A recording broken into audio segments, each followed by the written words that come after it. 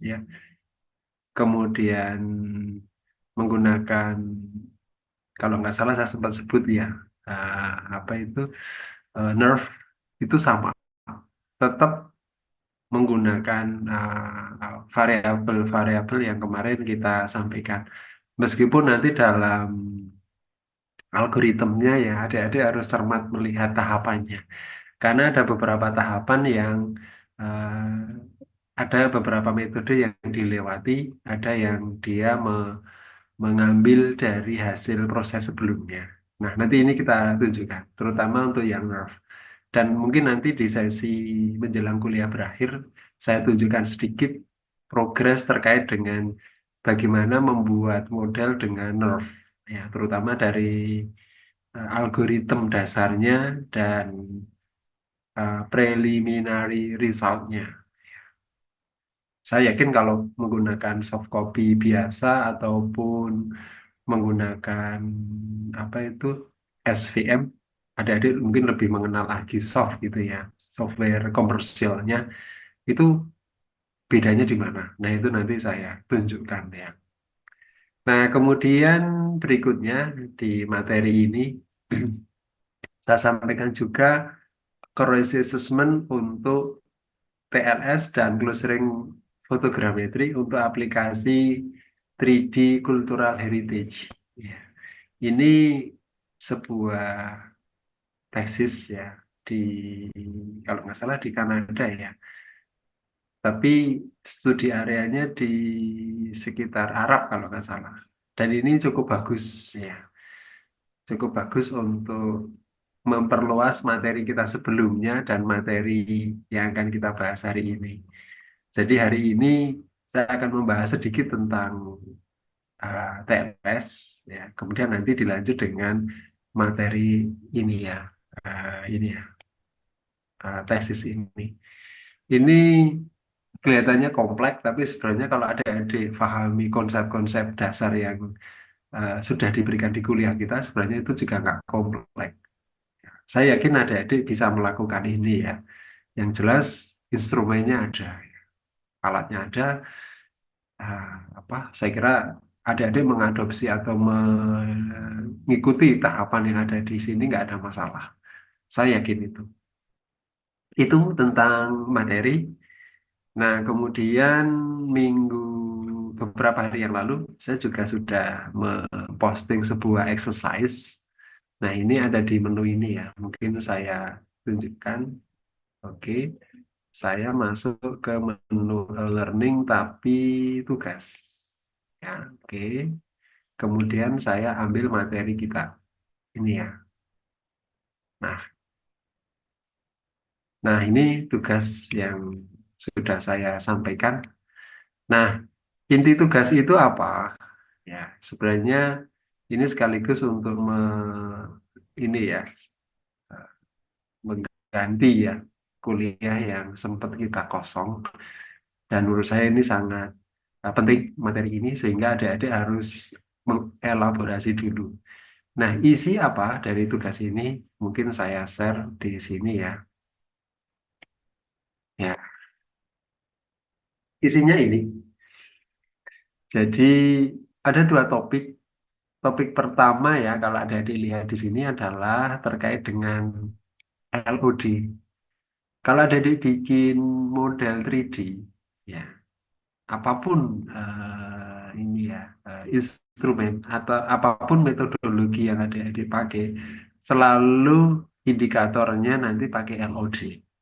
Ya, nanti LOD itu ada levelnya, ada level 0, level 1, level 2, dan seterusnya. Tapi nanti kalau kita itu baru tahap untuk 3D modeling ya. Jadi level tertinggi kalau untuk 3D modeling itu adik-adik bisa melihat interior, jadi dari eksterior, dari atas, dari samping, bahkan dari dalam pun ada. Itu yang sudah kompleks. Itu untuk LOD. Tapi nanti kalau kita bicara kaitannya dengan twin sister, LOD itu tidak hanya sampai level kalau nggak salah 4, itu sampai 8 atau 7. Karena dia terkonek antara antara real world dengan virtualnya. Ya. Nah, kalau sudah sampai begitu tujuannya untuk apa ya? Untuk 3D analis, untuk 3D JS. Salah satunya di situ. Nah, kemudian untuk visualisasi dan representasinya ada spesifik nanti di topik nomor 2 ini. Standar untuk CTGML, BIM, bahkan mungkin nanti ke GeoBIM.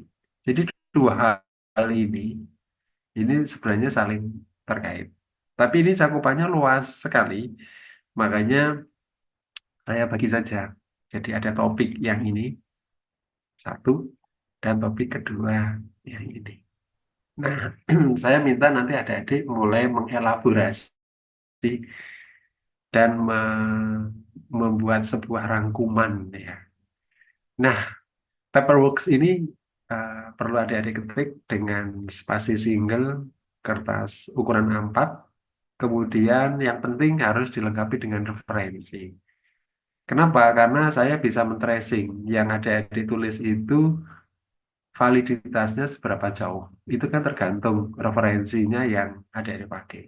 Jadi sederhananya ya, kalau adik-adik menggunakan referensi dari textbook terbaru dan dari penerbit atau penulis yang kredibel gitu ya.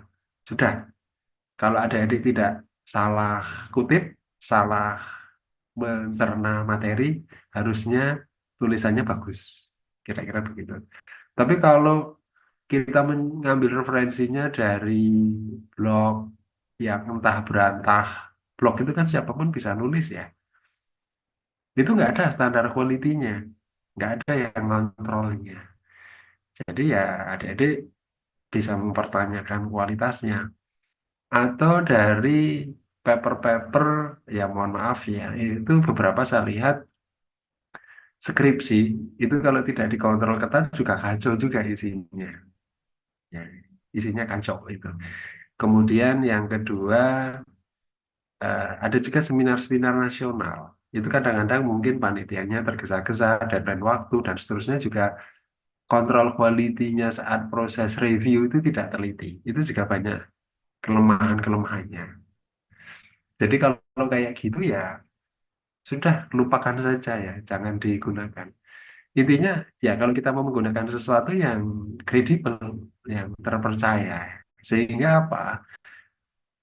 Materi yang kita peroleh ya bagus kualitinya gitu ya. Eh, saya pernah berkomunikasi ya dengan orang luar itu, dia nyebut bahwa paper yang buruk itu ya terhabis, ya itu bahasa sarkastiknya begitu. Tapi memang benar kan, ya nggak ada gunanya kan kalau sesuatu yang nggak bagus gitu. Ya jadi eh, mulai sekarang adik-adik mulailah menggunakan referensi yang terpercaya dan men-tracing ya. Mungkin sekedar informasi, saya sering sekali diminta untuk mereview paper-paper internasional maupun nasional. Terbaru mungkin baru 3 hari yang lalu saya mereview paper nasional. Itu papernya level nasional. Nah, diminta mereview yang mereview saya lihat kacau. Ya sudah, saya reject. Jadi ya nggak bisa terbit gitu ya. Ya karena kualitasnya jelek. Hampir semua papers untuk jurnal nasional yang akhir-akhir ini saya review gitu ya. Ini ya sekedar informasi. Eh, di atas 75% saya tolak ya, karena jelek. Ya kalau sesuatu itu nggak bagus dan itu dipublish, berarti nanti kita menyebarkan sesuatu yang nggak betul dong. Jadi ya buat saya ya kalau sesuatu dipublish ya harus precise, yang harus bagus gitu ya.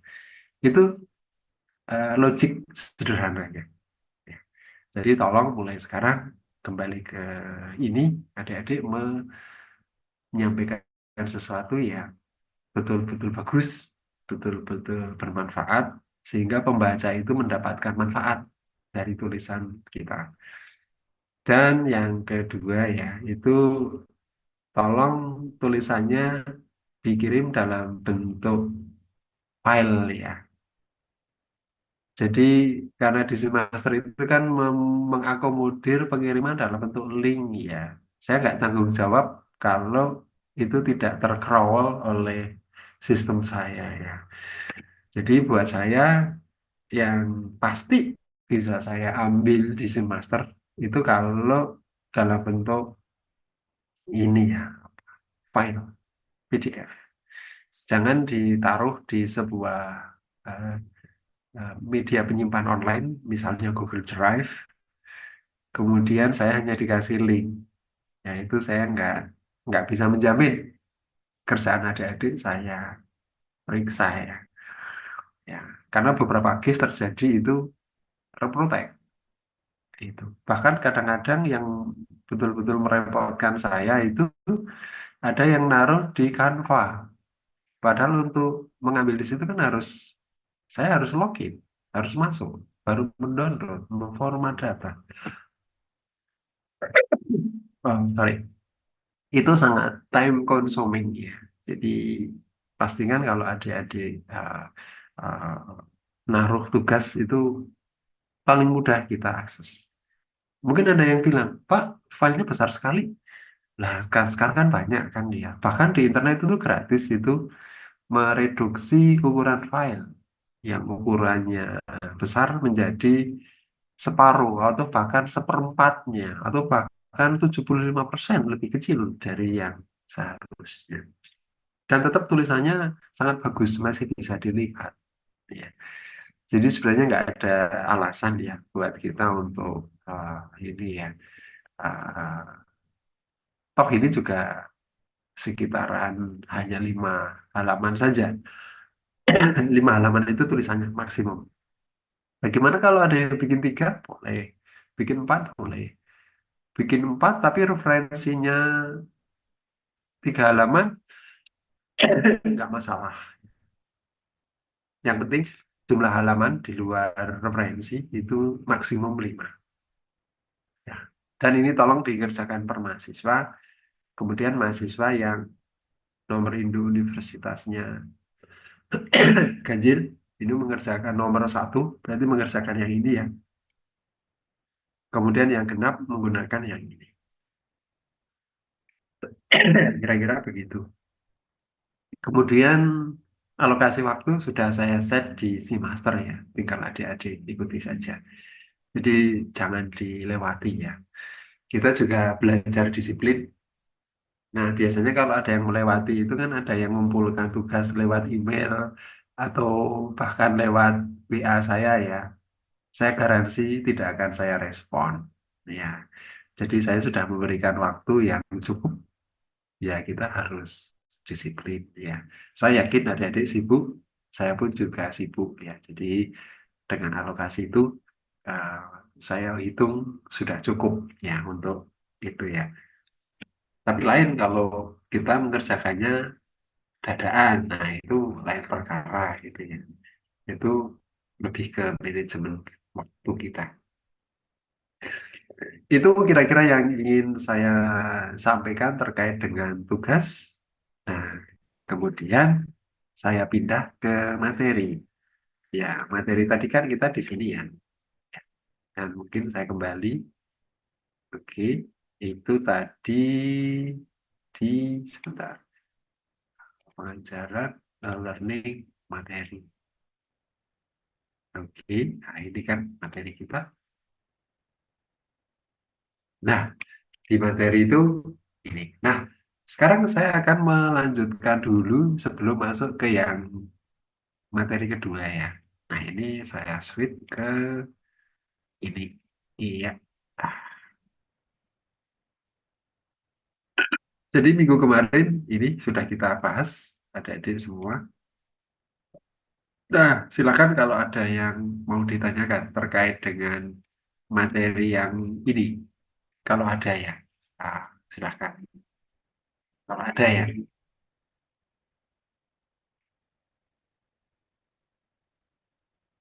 Oke.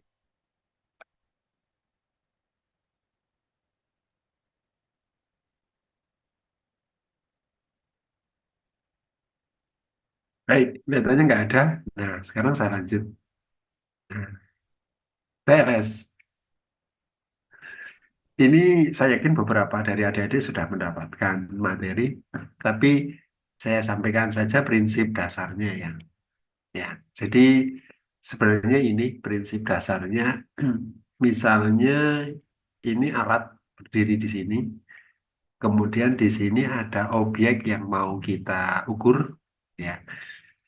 Berarti apa itu? Kalau adik-adik menggunakan meteran kan ukur langsung ya, dibentangkan dari ini ke sini.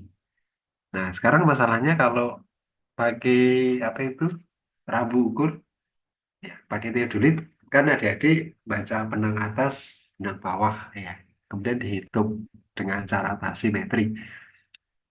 Nah, kemudian adik-adik menggunakan apa itu total station itu ya, yang apa itu namanya, pakai reflektor itu ya, bisa nggak? Bisa. Kan sebenarnya ada pengukur jarak, set, kemudian kena balik. Iya. Nah, prinsipnya sama, analoginya sama. Cuma di sini scanner ini kecepatannya luar biasa. Ya. Ya. Jadi putarannya baik ke arah sumbu ini horizontal maupun vertikalnya dia sangat cepat. Nah, sehingga apa? Dia bisa men-scannen wilayah sekitarnya dengan cepat.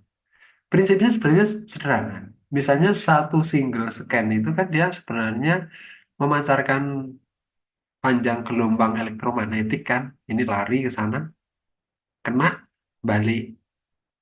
Nah, ini bisa dihitung ringnya, jaraknya. Jarak dari instrumen ke target atau ke objek.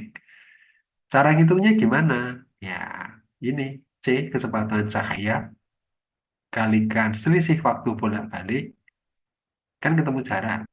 Tapi jaraknya kan double. Nah, kita bagi dua, sehingga ada ini dapat jarak ke sana.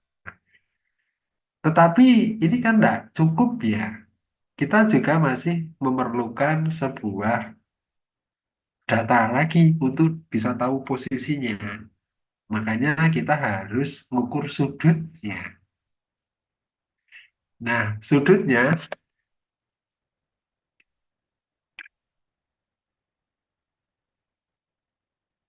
ada dua. Sudut horizontal dan vertikal. Nah, horizontal seperti ini ya. Jadi kalau adik-adik dapat sudut ini, maka adik-adik bisa mendapatkan ini posisi atau koordinat target terhadap alat. Simpel sekali ya. Jadi ini tidak usah saya jelaskan, adik-adik pasti sudah sangat memahami lah. Ini karena hanya apa ya, hitungan matematik nggak begitu kompleks gitu ya. Nah, kalau ini datanya itu banyak, ya berarti kan adik-adik nanti dapat point cloud yang banyak banget. Nah, kira-kira begitu. Nah, setelah itu bagaimana tahap pemrosesannya? Ini juga masih global ya. Jadi saya besarkan saja. Nah, misalnya untuk case tadi ya, itu eh, ini ada satu, dua, tiga, empat, lima, lima posisi, dan biasanya satu scanning posisi itu kita sebut sebagai scan word. Jadi sederhananya begitu adik-adik berdiri di satu titik, menyekan objek itu adik-adik dapat scan word. Nanti pindah lagi dapat scan word 2, 3, 4, dan seterusnya. Nah, ini kan masih parsial ya. Bagaimana kalau ini mau digabung? Ya, berarti harus diregistrasi. Sederhananya begini deh, sederhananya begini. Kalau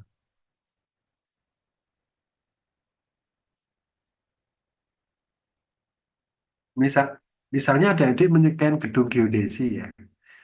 Gedung geodesi itu kan bisa disekian dari arah selatan, dari arah arsitek, barat, dari sipil, eh, timur, atau dari utara. Berarti adik-adik dari berapa tadi? Empat posisi kan? Berarti ada sederhananya empat scan word. Tapi pada saat posisi adik-adik ada di selatan, itu kan yang dapat hanya fasad gedung selatan kan. Nah itulah Padahal itu kan harus digabung dengan fasad yang ada di gedung sebelah timur atau sebelah barat atau utara. Nah, itulah gunanya registrasi tadi di situ ya. Jadi adik-adik perlu registrasi.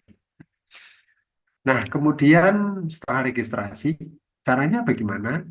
Ada target to target, cloud to cloud, ataupun antara target dan cloud itu dikombinasikan. Ya.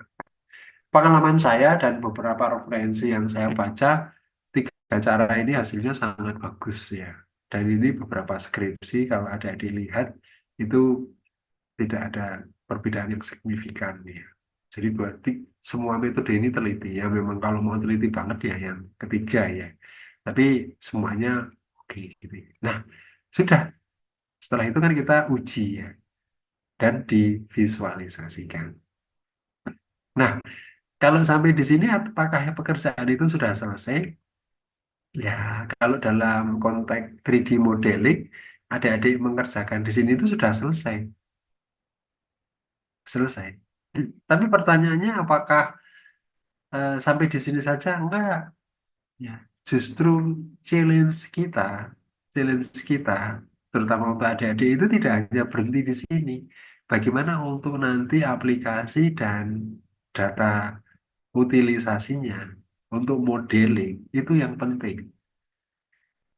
Bahasa lugasnya, kalau dari tahap ini, atas ini ya, saya kasih tanda aja. Dari atas ini sampai bawah tadi, katakanlah di sini, ya, itu sudah kita kerjakan. Terus kita sangat proud gitu ya. Ya, ya sebenarnya nggak usah apa. Sebenarnya kita nggak bisa berhenti di situ. Kenapa? Karena kalau pekerjaan ini sebenarnya nggak usah pekerjaan insinyur. Anak-anak SMK kita training tahapan prosedurnya dia jago. Bahkan dia bisa teliti ya, karena dia nggak ngerti ilmunya tapi betul-betul ngikutin prosedur dengan apa dengan tertib. Itu hasilnya pasti bagus. Ya, jadi levelnya sebenarnya tahap ini itu operator.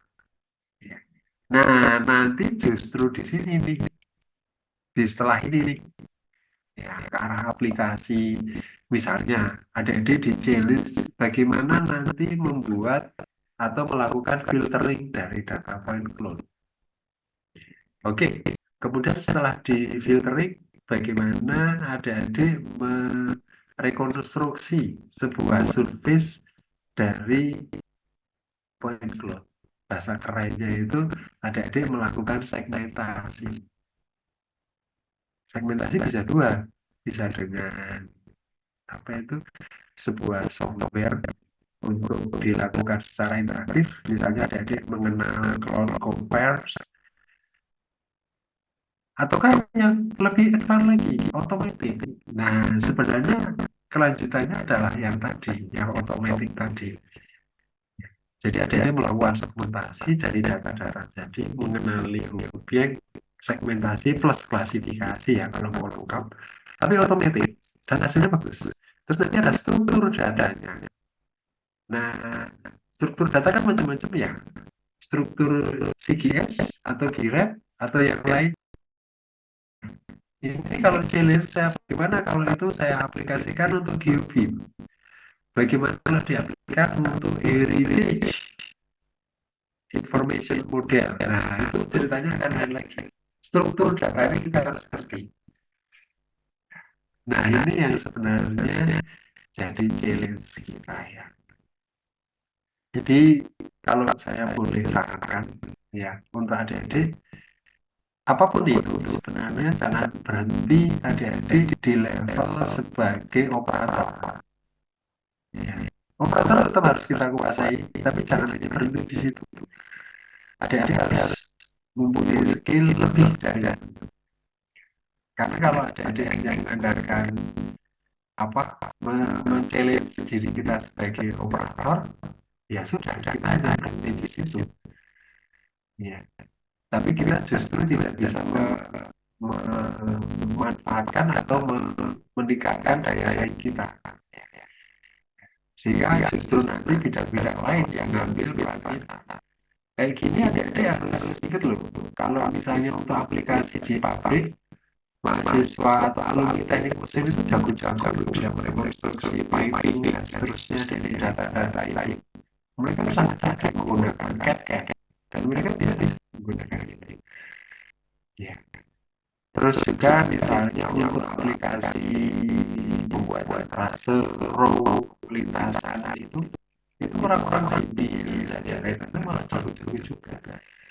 Jadi jangan sampai justru kita ini ya hanya jadi operator pengukur saja. Itu yang sebenarnya tidak kita inginkan ya. Tetap kita kuasai itu, tapi kelanjutannya aplikasinya ada di lingkungan itu yang sebenarnya cukup penting ya adik-adik.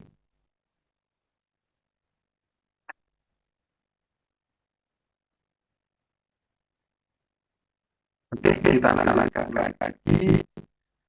Nah, nah ini contohnya ya. Ini data yang agak lama ya. Jadi kalau ada dari data-data baru tentu saja ini lebih bagus. Ya, nanti kita cari lagi. Nah ini tadi caranya ya. Jadi caranya untuk registrasi itu ya biasanya tahap satu dulu dengan nanti kita dengan yang ketiga dan keempat dan seterusnya. Nah ini sudah ada jadi data.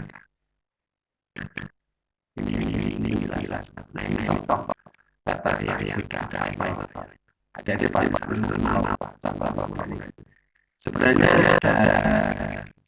ada percaya yang sama ini lalu bulan Juli kemarin di Skokoski dua itu tapi kelihatannya kalau saya saksikan itu terlalu jauh ya karena itu saya sudah menggunakan teknik segmentasi terbaru saya pakai proses untuk mengkelaskan segmentasi macam-macam itu features kemudian data alam kemudian untuk rekonstruksi geometrik itu ya sudah kita lakukan. Nah itu basic untuk TLS dan ini kalau dicek itu ya hasilnya itu sangat penting kalau ada dicek ini contohnya ini sangat penting ini dicek beberapa geometrinya. Cuma maksud saya ya kalau ada dicek seperti ini kan sebenarnya jadi ke dimensional dari ya. Ini ada dan bisa menyatakan dalam ini ya dalam posisi operasi menggunakan standar ya karena ini seperti ini. Kenapa panahnya di sini itu ya dia benar-benar tidak geometri ya. Padahal kalau diletakkan yang sering dipakai oleh teman-teman di lapangan untuk identifikasi kesatuan itu adalah perbedaan posisi jadi posisional bukan perbedaan dimensi ya, jadi konsepnya berarti kalau posisional ya melibatkan sudah sistem dimensinya yang kita pakai kali ini kan dulu lain kalau ada di sini nanti dibawa ke sebuah sistem dimensi kemudian diukur posisinya kemudian dibandingkan dengan posisi yang model dari posisi yang ada di model dengan cara teliti. Nah itu bisa kalau seperti itu bisa. Tapi kalau seperti ini geometri yang jadi ini belum bisa. Di konsepnya berbeda. Kenapa? Kalau seperti ini ada tidak bisa posisi lainnya. Gimana posisi lainnya? Ya kan? Circular error ataupun linear error dan bisa diukur. Ya kalau ada dimasukkan ke rumus ketemu sih tapi kalau konsepnya salah. Jadi kalau ada menghitung LLCC harus coba dulu posisinya baru nanti dibuat lagi dengan alat penentu posisi yang teliti dan bandingkan ketemu perbedaan aksis, perbedaan ordinat, perbedaan tinggi. Nah, itu silakan dihitung CEL-nya adik-adik dengan kakak bisa. Kira-kira itu ini yang beberapa kali saya temukan di tulisan di keliru konsepnya. Baik itu tuh yang penting terkait dengan materi ini. Mungkin ada pertanyaan dari adik-adik, silakan. Mumpung belum terlalu tahu. Baik. Kalau belum ada, ini saya cek belum ada yang SN ya. Apa? Kita lanjutkan saja ke berikutnya. Jadi tadi kan saya janjikan ya materi hari ini. Jadi kalau ada yang dilihat ini punya Abdullah Taha Ahmed Al-Ghauri ya. Ini assessment of TLS dan kita sering untuk pemodelan bangunan heritage. Ini ternyata beliau di arsitek ini ya. Faculty of Design at King Abdulaziz University. Iya. Jadi kadang-kadang kalau di luar itu yang saya lihat sebuah ilmu itu kadang-kadang tidak kaku di kita ya. Jadi kadang-kadang mereka mau belajar di bidang lain yang sangat mendukung kompetensinya, itu hal yang wajar. Sama seperti ini dengan adanya TLS dan Rosling itu untuk teman-teman arsitek, terutama yang konservasi bangunan bersejarah, luar biasa terbantu itu. Dan ini tool yang benar-benar powerful buat mereka. Ya. Nah, kemudian dia dimasukkan di Tyson University ya untuk ngambil mastersnya. Ya, ini karena tadi yang saya sudah bilang. Nah, kita lihat ini sebenarnya abstraknya, jadi bisa baca nanti ya, di download dulu terus dibaca. Nah, kita lihat saja diagram alirnya ya. Biasanya kan sesuatu itu kalau dilihat pictures-nya kan dari diagram alirnya ya. Nah, teori-teorinya itu ya kembali yang adik-adik pelajari di materi yang basic ya, sama persis, nah, sama seperti yang tadi yang kita bicarakan tadi, yang sama teorinya kembali lagi ke sana. Nah, sekarang kita lihat aja ya. Nah, ini setting areanya ya, setting areanya di mana, kemudian objek-objek mana yang dia ambil. Ini sangat bagus dia menjelaskan lokasinya ya. Oh, yang B itu ini letaknya di sini, yang O ini di sini, yang A itu di sini, yang foto A itu adalah ini. Jadi lokasinya A dan B. Nah, ini secara kenampakan dari atas gitu ya, dan secara fisik terestrial seperti ini. Kemudian ini deskripsi. Nah, ini peralatan ya. Nah, ini dia menggunakan commercial kamera, kemudian menggunakan ini TLS dan alat survei juga. Wah, ini geodesi banget ya, memang canggih ini. Jadi 3 instrumen dia pakai, foto, TLS, dan ini alat survei ya, terestris. Nah, kemudian ini mengeluarkan ini produknya imaging 3D, ini point clouds, ini apps dari kemudian dia bikin dia analisisnya di sini. Ini konsep workflow yang dia bangun. Nah, kemudian ini spesifik ya. Jadi yang close ring tadi dia pakai foto modular. Ya, sebenarnya kalau mau pakai Agisoft juga bisa. Tapi memang sebenarnya kalau untuk rekonstruksi geometrik paling bagus ya foto modular. Ini memang software untuk close ring fotogrametri. Sebenarnya ada juga eWitness ya, dan yang lain-lainnya ya. Tapi yang paling populer salah satunya adalah foto modular. Cuma ini cukup banyak pekerjaan interaktif yang harus adik-adik lakukan. Nah, kemudian TLS juga ini biasanya setiap alat itu ada software bawaannya. Tadi Optek ya biasanya dipakai Cyclone. Kalau ada dipakai Leica seperti yang ada di kampus kita, nah itu softwarenya lain lagi. Nah, kemudian kalau ini ya biasa untuk standar CAD. Nah, ini ya. Terus dilakukan setelah diproses, dilakukan akurasi assessment. Nah, ini saya kira adik-adik sudah sangat paham lah ini. Itu untuk workflow ini ya, dari sisi teknikal. Nah, sekarang kita lihat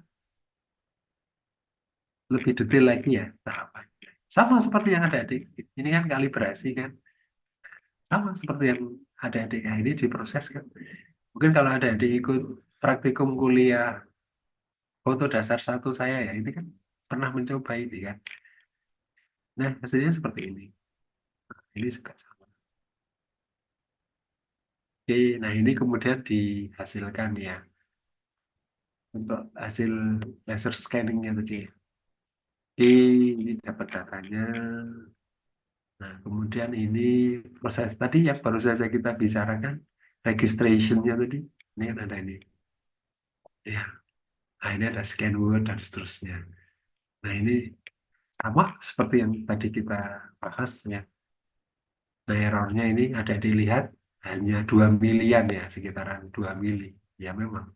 Ini kalau apa tata cara tahapannya diikuti betulan ya memang ini bisa sangat teliti seperti ini ya.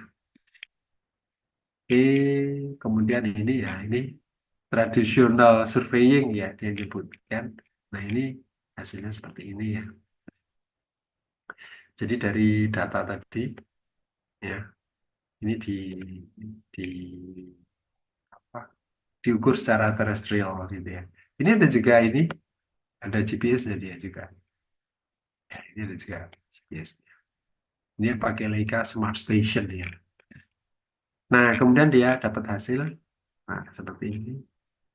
Ini untuk close ring uh, fotogrametri yang diproses tadi. Ya, ini juga, ini kan khas banget ini punyanya foto modeler ini. Ini kan rekonstruksi posisi kameranya ya. Oke, nah ini di modelnya. Ini juga, kemudian dia bandingkan. Nah, ini teliti banget ini. Sekitar ya 40-an, 50 mili ya. Jadi ya sekitar 5 sentinan. Kira-kira 6, ada ini yang 6 senti ya. Oh, ada juga yang 10 senti ya, maksimum 10 senti untuk objek-objek tertentu ya. Oke, ini dibandingkan sama seperti yang kita pelajari kalau mau melakukan akurasi assessment. Nah, nah, hasilnya adalah seperti ini. Jadi kalau ada dilihat sebenarnya nggak begitu kompleks kan yang dikerjakan di, apa di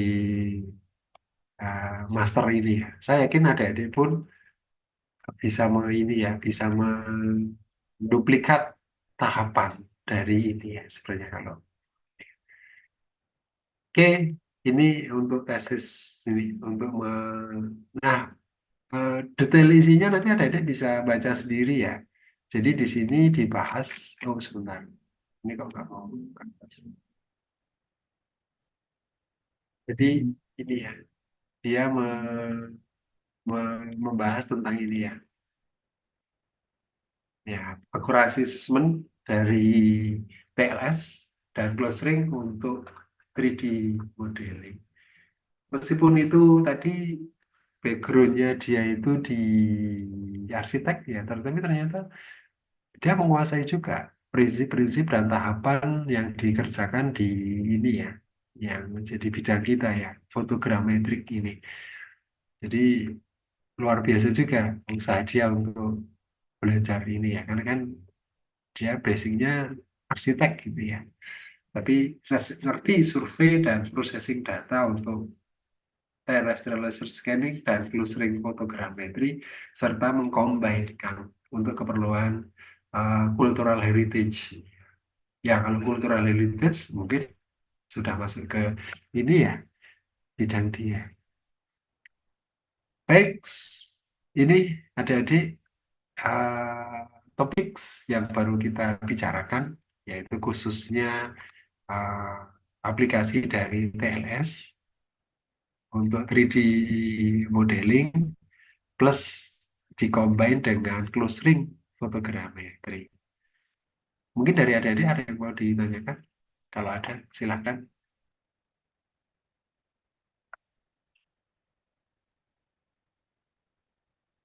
Ini saya cek di eh, Zoom, belum ada yang raise hand ya. Berarti kita lanjutkan. Nah, sesuai tadi yang saya sampaikan ya. Tadi saya sampaikan bahwa 3D modeling itu kan selain menggunakan close ring, di mana ketelitiannya sudah kita bahas di pertemuan pertama kemarin. Kemudian tadi ini kita singgung, terus TLS, contohnya seperti yang baru saja kita bahas. Ada lagi pendekatan menggunakan teknik lain. Nah, ini akan saya share sedikit ya. Ini masih dalam bentuk prototypes, tapi saya confident sih dalam ya setengah bulan atau paling tidak sebulan lagi eh, ini sudah ready untuk kita apa? Untuk sebentar. Ini ada pertanyaan yang bagus. Oke. Izin bagaimana registrasi scan WTLS dan point cloud fotogrametri. Baik, ini pertanyaannya bagus. Nah, sebenarnya bisa nggak antara kalau misalnya adik-adik menggunakan ini ya, kembali lagi ke sini deh, saya kasih ilustrasi deh. Yang ini ya, ini pertanyaannya bagus. Ya, good ini. Sebentar. Mana ya tadi contoh diagram manirnya ya? Kita lihat. Sebentar. Ini aja, saya pakai ini.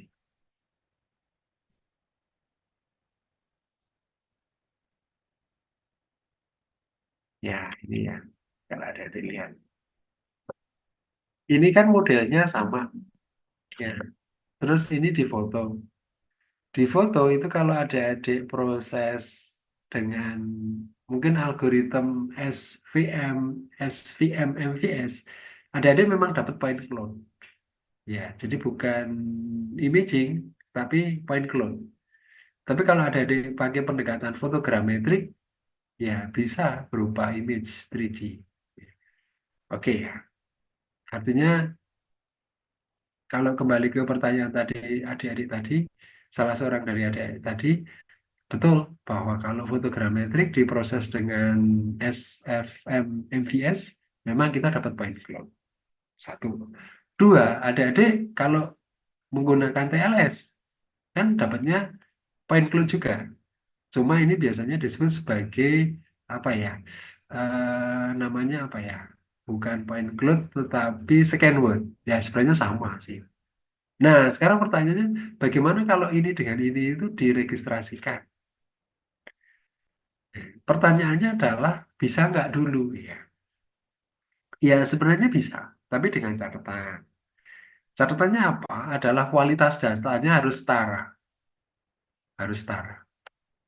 Ya. Karena apa? Kalau ada adik menggunakan fotogrametrics, ya, yang ini, kemudian adik-adik proses dengan SFM, itu sangat sensitif dengan jenis objeknya.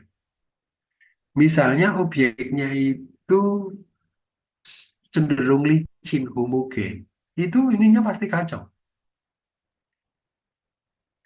Selain kacau, berarti banyak sekali noise-nya. Sehingga apa? Adik-adik harus membersihkan dulu noise-nya. Kalau yang ini, itu noise-nya sangat sedikit. Saya pernah sih menggunakan low cost TLS, itu noise-nya banyak banget. Tapi begitu saya menggunakan komersil yang bagus, itu hampir nggak ada noise-nya. Bagus sekali datanya. Sehingga seandainya itu langsung saya proses segmentasi atau bahkan registrasi, hampir perform. Nah, jadi kembali ke sini tadi, syaratnya adalah noise-nya dihilangkan dulu. Itu satu. Terus yang kedua, adik-adik harus memastikan validitas ininya ya, eh, ketelitiannya. Karena kembali ke kaidah fotogrametri ya. Kalau adik-adik menggunakan fotogrametrik itu ketelitian tingginya, berarti kan kalau ini close ring berarti jarak antara pemotret dengan objek itu jelek. Tetapi horizontalnya ke kiri, ke kanan, atas, bawah malah bagus. Kalau fotograf itu sama sih, kaidah fotogrametri kan begitu. Tapi ini kebalikan dengan TLS. TLS itu justru baiknya ini akurasi kedalaman ke atas, ke kiri, kanannya dia cenderung jelek. Nah, ini kan mau digabungkan. Ya, silakan saja bisa, tapi dengan catatan itu tadi si datanya di treatment dulu, bersihkan ininya noise-nya. Karena kalau noise ada apa gabungkan, apalagi dengan cara ini ya, dengan cara kan ada tiga cara registrasi. Cloud to cloud, nah itu bisa kacau itu nanti bentuknya malah nggak jadi nggak karuan. Tapi lain kalau ada adik dengan tadi kombinasi. Jadi ditarget dulu, itu dikombinasi. Ditarget terus nanti di otomatis. Nah itu logika saya harusnya dia lebih bagus. Ya. Jadi jawaban singkat untuk pertanyaan dari salah seorang adik-adik bisa dengan catatan dibersihkan dulu noise-nya, kemudian pastikan cakupan datanya ada overlap yang cukup dan geometriknya hampir setara. Kalau itu sudah dipenuhi, silakan mau adik-adik registrasikan jadi sebuah objek yang utuh, nggak masalah. Tapi kalau itu tidak dipenuhi, adik-adik malah pusing sendiri nanti. Ya, datanya masih kacau itu. Ya, kira-kira begitu ya, adik-adik. Oke, ada pertanyaan lagi? Sebentar, saya lihat. Izin bertanya, Pak. Ya, Kalau sekarang kan ada beberapa TLS itu yang bisa ngasih warna juga. Berarti kan dalam artian eh, dari TLS-nya itu juga ada kayak lensa buat foto eh, objeknya gitu, Pak. Nah, itu apakah bisa menggantikan istilahnya paper ini, Pak? Maksudnya kan kalau paper ini kan dia foto jarak dekat sama TLS gitu. Nah, kalau ada TLS yang mengkombinasikan itu tuh apakah kualitasnya sama atau gimana ya, Pak? oke, baik. Saya coba jawab. Pertanyaan juga bagus, sangat bagus ini. Ah, memang benar. Ya, bahkan dari slide yang saya lengkapi tadi, yang saya sampaikan ini ya, ya jenis alat ini yang sebentar ya, mungkin saya lihat ya. Nah ini ya, Optek Ilris ini. Cuma ini lama ya, karena ini hampir 10 tahun yang lalu. Oh sorry, 14 tahun yang lalu ya. Ini juga sudah ada kameranya. Ya, ini ada kameranya. Nah, kembali ke pertanyaan tadi, apakah ini bisa ya kameranya ini dioptimalisasikan? Jadi nggak perlu pakai kamera sendiri, didesain sendiri gitu ya. Jadi cukup menggunakan kamera yang ada di bawaannya TLS. Nah, kalau seperti itu, adik-adik harus cek dulu kualitas kameranya. Setahu saya, yang dipasangkan di ini ya TLS itu biasanya kameranya nggak bagus ya, tapi kurang tahu ya yang teknologi terbaru. Bisa saya cek lagi yang punyanya lab itu kualitasnya seperti apa ya. Itu satu. Jadi pastikan dulu kualitas image-nya itu bagus ya. Atau megapikselnya besar lah, itu satu. Terus yang kedua yang harus adik-adik ingat bahwa konfigurasi jaringan pengambilan data antara TLS dan close ring itu kan berbeda, ya. Jadi kalau TLS itu concernnya adalah bagaimana kita bisa mengcapture data sebanyak mungkin. Ya, sehingga apa? Ya idealnya scan weight-nya itu sedikit mungkin. Kenapa? Ya, sehingga kita menghemat saat melakukan registrasi. Makanya penempatan si TLS tadi bisa mengcover yang sesedikit mungkin. Nah, tetapi kalau close ring photogrammetric seperti teori yang tadi saya sampaikan itu kan tidak begitu. Selain mengcover objek, tapi tetap konfigurasinya kan harus ada diperhitungkan. Kenapa? Karena posisi tadi dihitung BH ratio-nya itu menentukan ketelitian. Dengan kata lain, kalau ada adik ngambil banyak, tapi BH ratio-nya jelek, atau bahkan ada yang nggak tercover, ya kan nggak bisa diproses. Itu memang problemnya.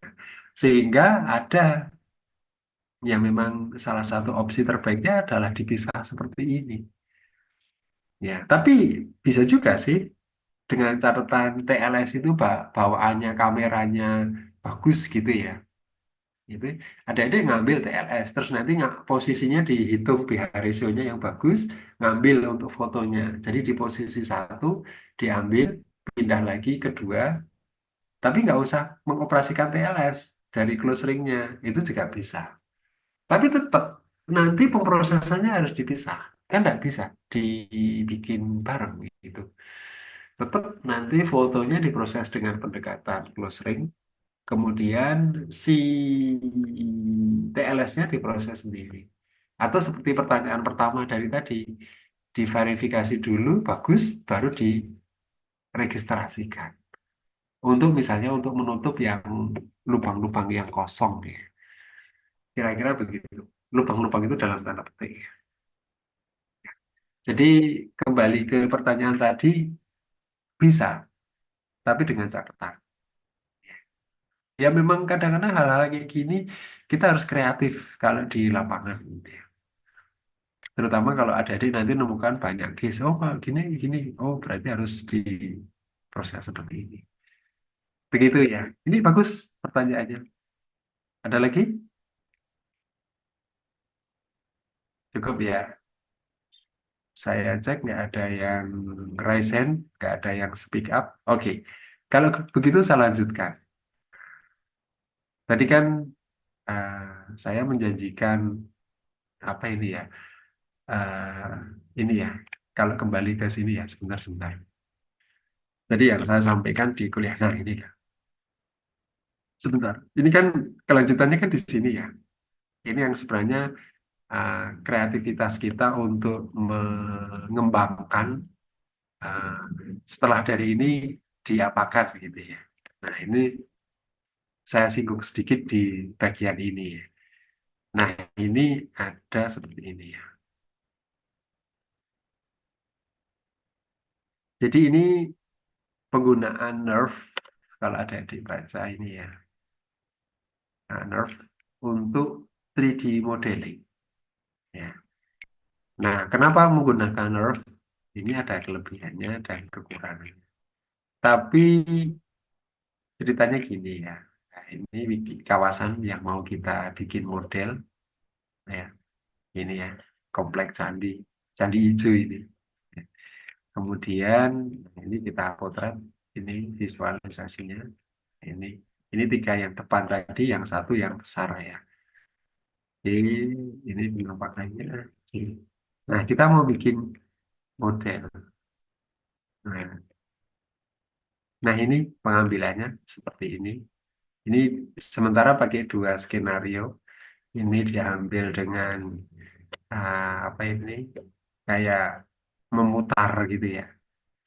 Ini overlap yang besar, ini overlap yang lebih besar, ini yang kecil. Kemudian juga dengan pemotretan dengan mode video. ya jadi video. Mungkin ada yang bertanya, loh Pak, kalau pakai video gimana nanti memprosesnya? Ya, sebenarnya video itu kan sebenarnya kumpulan foto kan. Jadi tergantung FPS-nya berapa, frame per second-nya berapa. Ada yang 24, ada yang 30 ya. Tinggal adik-adik grab saja, dipilih fotonya. Oh, saya mau memilih yang overlap deketi 90. Oh, saya deketi yang 70 atau yang 60. Nah, kayak gitu. Jadi itu harus kita ini ya. Nah, kemudian dapat datanya. Kemudian diproses. Nah, ini ada dua dengan metode SVM. Kalau ini sih adik-adik nggak perlu saya jelaskan ya, karena ini dah serahkan saja ke Agisoft selesai gitu ya, secara teknikal gitu ya. Nah, sekarang bagaimana kalau pakai Nerve? Jadi kalau pakai Nerve ini sebenarnya dia menggunakan satu varian dari multi layer perceptron. Betul, berarti di sini kita pakai neural network. Nah, algoritmnya seperti ini. Ini baru saya bocorkan ke adik-adik ya. Jadi ini dapat video, terus di grab. Nah, kemudian diestimasi dulu. Post estimation. Itu kalau dalam bahasa fotogrametrik, adik-adik menghitung EOP-nya. Ini ya. EOP itu ini.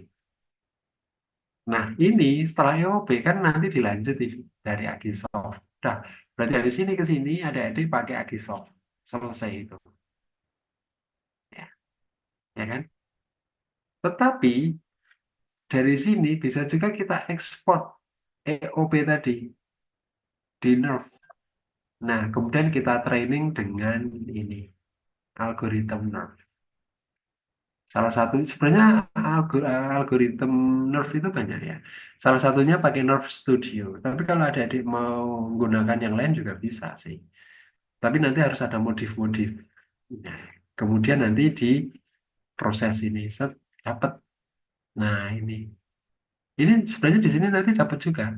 Nah, ini hasilnya nanti ini dapat 3D model dari yang atas, ini pun juga dapat 3D model. Nah, kemudian nanti kita bandingkan mana yang lebih superior. Ternyata dalam beberapa case ya, ini superior terutama untuk ketelitian geometriknya. Ini superior. Tetapi ini pun juga punya superioritas. Terutama kalau datanya huge, datanya besar. Ini itu kecepatan prosesnya bisa 10 kali lipat lebih cepat daripada yang atas. Itu apa? Kelebihannya. Kemudian kalau datanya itu sangat rapat, apalagi yang ini ya, yang overlap 95 dan permukaannya itu cenderung homogen, itu sangat superior ini. Ini kalah. Jadi Nerve itu sebenarnya cocoknya untuk 3D modeling yang cenderung near real time. Ini sangat powerful. Tapi kalau adik-adik mengejar ketelitian, ya memang ini masih yang superior yang atas. Tapi kalau dari sisi efisiensi waktu, nah ini kuncinya di sini di Nerve. Nah, kemudian struktur datanya kita ekstrak. Nah, ini sebenarnya finding-finding yang kita temukan ya. Nah, ini kemudian untuk membuat model. Tadi kan struktur datanya biar apa ya, bisa dibikin struktur untuk 3D heritage ya. Itu kan eh, saya bawa ke BREP ya strukturnya. Nah, ini kita menggunakan beberapa plugin ya. Ada Unit, Round Colors, Modeler, dan QRes. Nah, ini ke nanti aplikasinya ke CityGML. Nah, sebenarnya tadi yang apa sempat saya sampaikan di tugas itu sebenarnya nanti larinya ke arah yang kayak gini. Iya, kira-kira yang ini. Nah, ini hasilnya.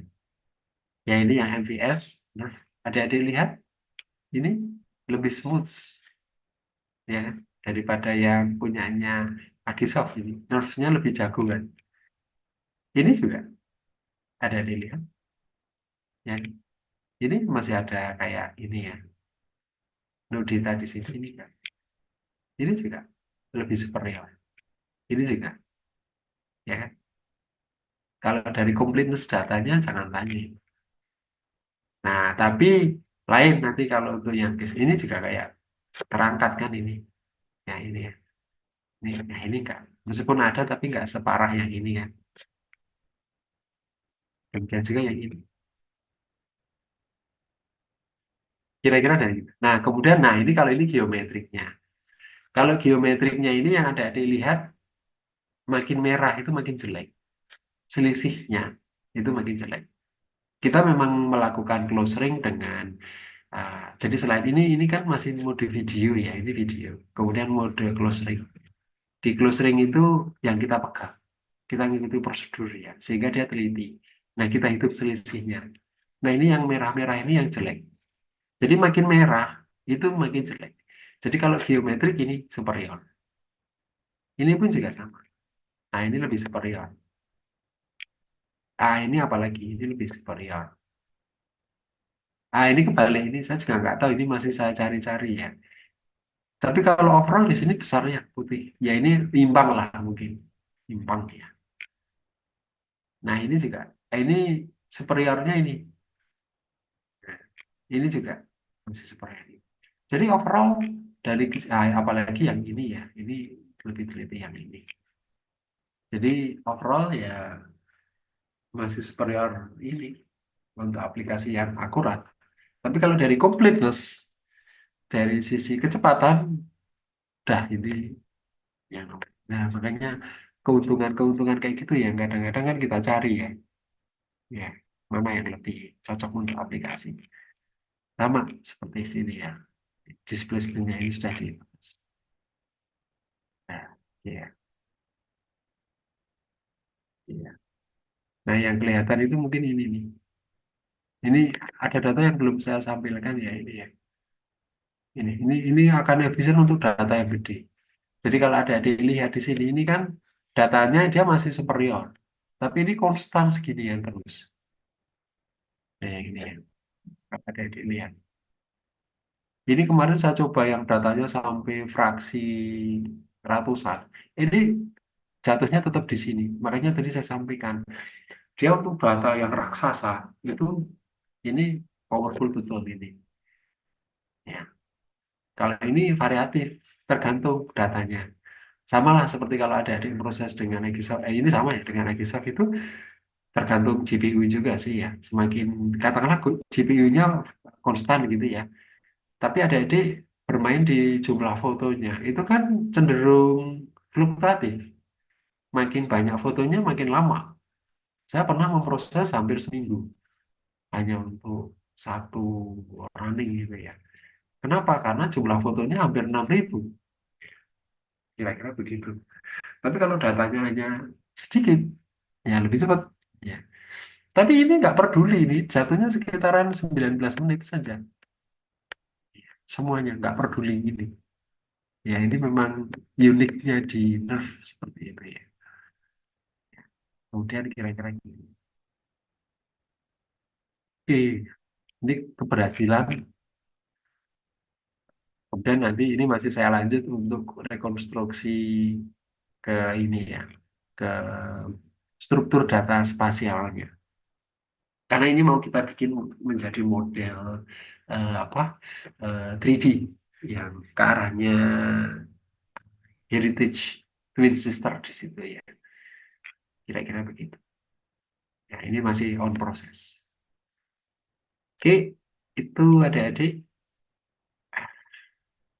Baik. Jadi kembali ke sini, mungkin ada pertanyaan. Ya, silahkan sambil nunggu saya muat ulang absensinya ya. Siapa tahu adik-adik. Nah, tadi mungkin ada yang beberapa belum absen. Silahkan sambil menunggu ada yang bertanya.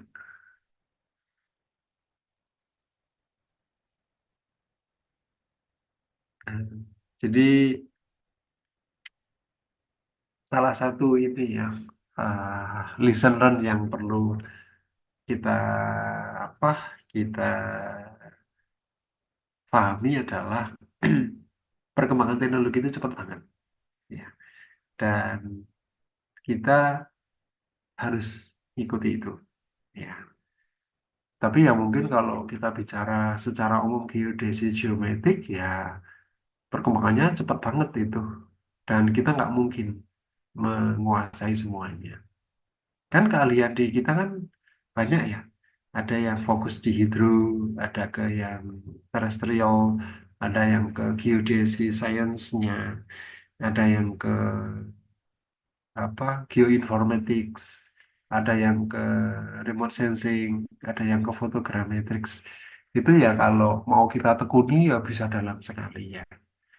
Dan itu di era sekarang kita harus ini harus fokus gitu ya.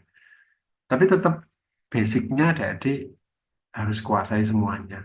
Tapi untuk keahlian khususnya biasanya nanti ini cukup satu dua saja.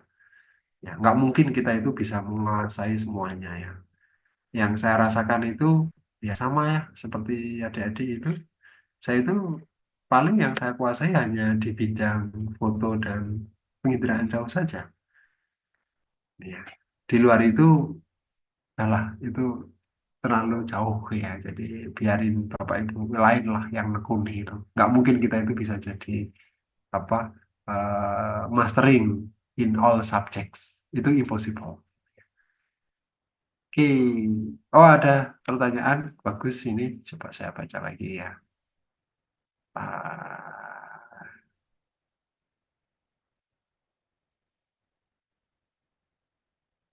oke, baik. Ini ada yang bertanya ya. Eh, kita dapatkah kita membandingkan data scanning dari LiDAR TLS dengan scanning SLAM LiDARs? Apakah menggunakan average discrepancy dari cloud to cloud sudah cukup? Baik.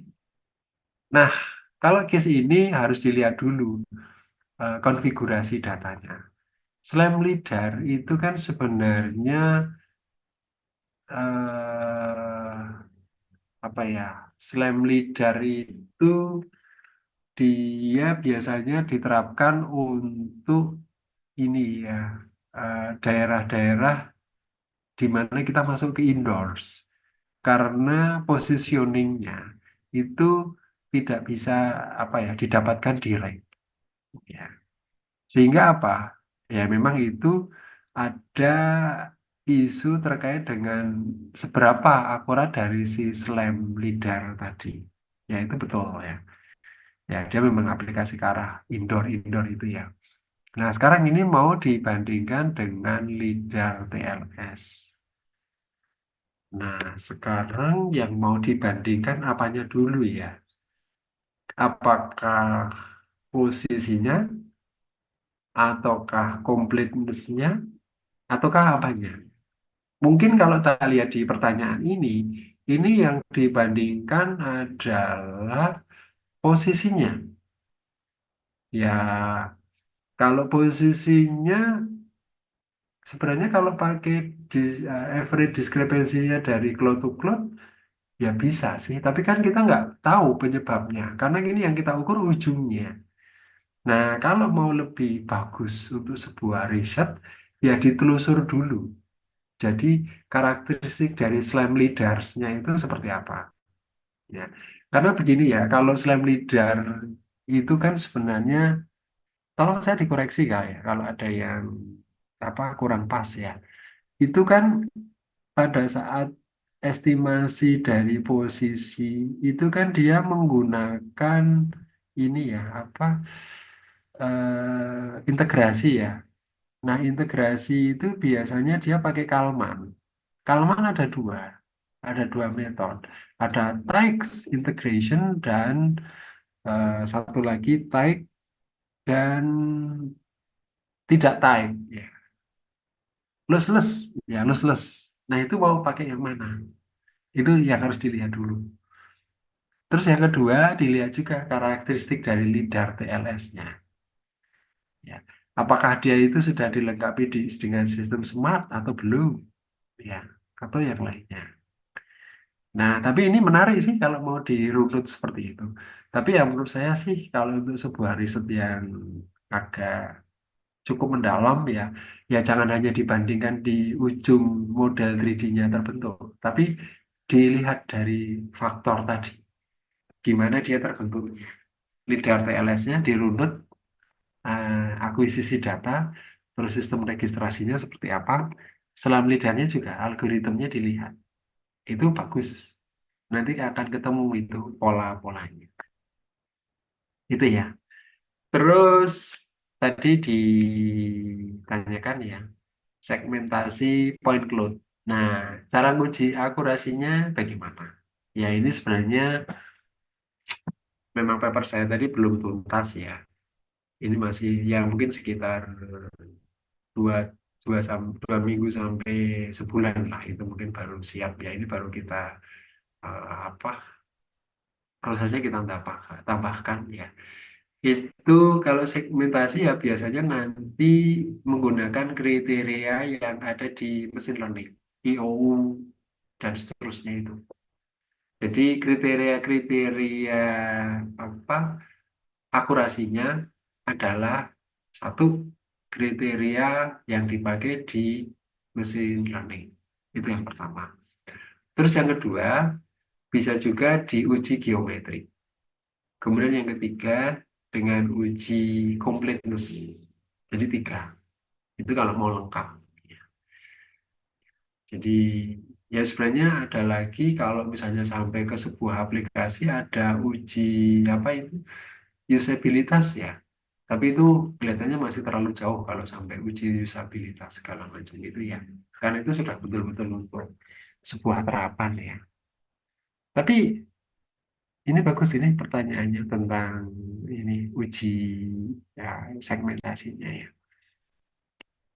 Oke, kira-kira itu adik-adik dan ini 8.40 masih ada pertanyaan? Baik, kelihatannya sudah nggak ada ya. Baik, jika demikian mungkin ini bisa kita akhiri. Kita ketemu lagi minggu depan.